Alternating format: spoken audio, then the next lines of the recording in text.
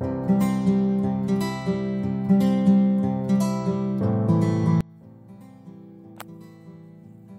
Everyone, my name is doctor Khushboo Jain और मैं आपकी गायनेकोलॉजिस्ट हूँ। और आज मैं अपन एंडोमेट्रियोसिस के बारे में कुछ जानकारी साझा करने वाली हूँ आपके साथ में।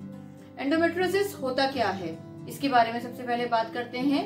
ये एक ऐसी बीमारी है जिसमें बच्चेदानी के अंदर की जो परत होती है, जिसको हम एंडोमेट्रियम कहते हैं, वो और उसके जो ग्लैंड्स, जो उसके रक्त स्राव करने वाली जो ग्लैंड्स होती हैं, उनको बोलते हैं, जिनको वो जो है बच्चेदानी से बाहर आउटसाइड यूट्रस जाके इम्प्लांट हो जाते हैं। बाहर जैसे बच्चेदानी के बाहर मतलब ओवरी में, अंडाशय में, बच्चेदानी के आसपास ब्लैडर में मतलब पेशाब की थैली, रेक्टम, मलद्वार की थैली और आसपास की जो झिल्ली होती है पेरिटोनियम, वहां जाके ये चिपक जाते हैं। तो इससे सबसे ज्यादा कॉमन कंप्लेंट जो पेशेंट लेके आता है वो क्या होता है? पेन। पीरियड्स के टाइम पे इतना सिवियर पेन होता है कि ना पेशेंट की जो हालत होती है वो बहुत ही ज्यादा खराब हो जाती है। हमारे पास ऐसी बहुत सारी लड़कियां आती हैं, अनमैरिड गर्ल्स, मैरिड गर्ल्स, सभी आती हैं इस पेन को लेकर के लिए। दूसरा होता है इनफर्टिलिटी, निसंतानता, क्योंकि ये जो है सब जगह चिपक के, इस तरीके की जो ग्रंथियां हैं ये सब जगह चिपक के जो नॉर्मल एनाटमी है हमारी, जिसके कारण बच्चा डेवलप होने में, बच्चा लगने में आसानी रहती है, उसको डिस्टॉर्ट कर देते हैं, उसको पूरा ही ये खराब कर देते हैं। तो एक ये बहुत ही मुख्य कारण है निसंतानता का। जैसे जैसे ये आगे बढ़ता है तो पेन जो है, दर्द जो है मरीज को पूरे महीने ही रहने लगता है। कई बार जब ये पेशाब की थैली पे चिपक जाता है तो उसको पेशाब जाने में पेन होता है, या फिर अगर पीछे मलद्वार पे जाके अगर ये चिपक जाते हैं तो उसको जो है मल जाने के टाइम पे भी उसको दर्द होता है। और कई बार ये इरेगुलर ब्लीडिंग के फॉर्म में भी प्रेजेंट करता है। तो ये मैंने आपको बताया कि कैसे प्रेजेंट करता है।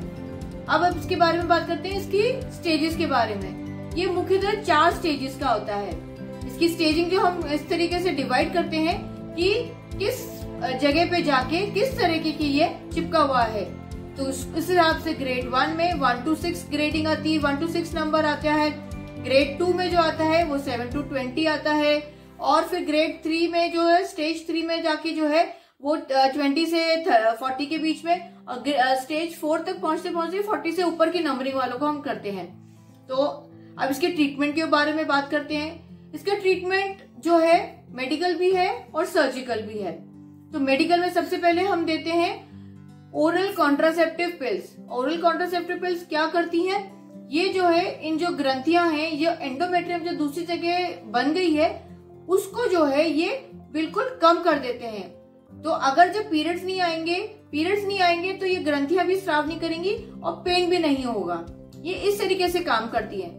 इस तरीके से हम कहते हैं GnRH एनालॉग्स, वो भी जो है इसी तरीके उस पर प्रिंसिपल पे काम करती हैं। और फिर दूसरा आता है सर्जिकल मैसेज। सर्जिकल जब हम ये यूजुअली हम तब करते हैं जब मरीज को निसंतानता के फॉर्म में जब हमारे पास आता है, तब हम देखते हैं। जब हम दूरबीन डाल के देखते हैं तो हमको पता लगता है कि जो पूरी जो एनाटमी है, अंदर की जो पूरी बनावट है, पूरी तरीके से जो है बिगड़ी हुई है पूरी बनावट। तो तब जाके हमको पता लगता है। तो ऐसे केसेस में जो है, जहाँ पर एंडोमेट्रियोसिस है, वहां हम इनको जला देते हैं। जो कुछ चिपक जाता है उनको सेपरेट करने की कोशिश करते हैं। तो इस तरीके से इसका ट्रीटमेंट होता है। तो अब मेन जो अब आते हैं अब इसके अपन प्रिकॉशंस के बारे में। प्रिकॉशन, एंडोमेट्रियोसिस का कोई प्रिकॉशन नहीं है। इसके वैसे रिस्क फैक्टर्स होते हैं लेट मैरिजेस। आजकल हम बहुत सुनते आ रहे हैं कि ये ना जो गर्ल्स होती हैं जो है वो मैरिजेस को बहुत डिले करती हैं। अगर मैरिज हो भी जाती है तो बेबी प्लान करने में बहुत डिले करती हैं। तो मैं उनको यही सलाह दूंगी कि टाइमली जो है वो बेबी प्लान करें, और जो टाइमली जो है इस तरीके की जो प्रॉब्लम्स है इनसे बचा जा सकता है फिर आप इस तरीके का। और बाकी तो जो है मेंस्ट्रुएशन, ये क्या होता है कि मेंस्ट्रुअल ब्लड जो है जब ये वापस जो नीचे निकलता है वो निकल जाता है। कुछ जो ब्लड जो अंदर चला जाता है, अंदर की जो अपनी बनावट है, पेरिटोनल कैविटी है, उसमें चला जाता है, उसकी वजह से ही डेवलप होता है ये। तो मेरे को इसकी वजह, तो मेन जो हमारा काम यही रहेगा कि हम मेंस्ट्रुएशन के टाइम पे मेंस्ट्रुएशन को डिले नहीं करें और सही चेकअप करें। जैसे ही आपको कुछ लगता है आप तुरंत हमारे अपनी नजदीकी डॉक्टर से, अपने गायनेकोलॉजिस्ट से संपर्क करें, ताकि ये जो बीमारी आगे बढ़ने से आपके बच जाए और समय पे इलाज से आपको जो आपकी प्रॉब्लम है उससे आपको निदान हो सके। Thank you.